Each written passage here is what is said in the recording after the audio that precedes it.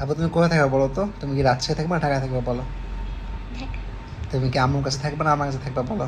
আমার সত্যি? হ্যাঁ। আর তোমার মাদ্রাসা ক্লাস কে করবে বলো? তুমি? আমি করব? হ্যাঁ।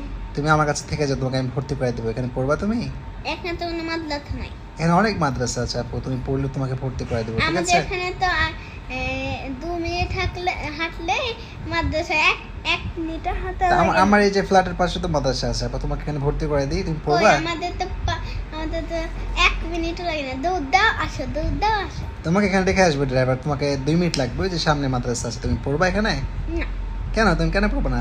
আমি ওখানেই পড়বো। তুমি কি রোজা রেখেছো? হ্যাঁ। তুমি আপু কয়টা রোজা ভেঙেছো এবার বলো তো? 2টা? না। 3টা? হ্যাঁ। আর সব রোজা রেখেছো আপু? হুম।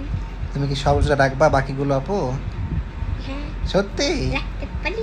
রাখতে পারো? আর তুমি যে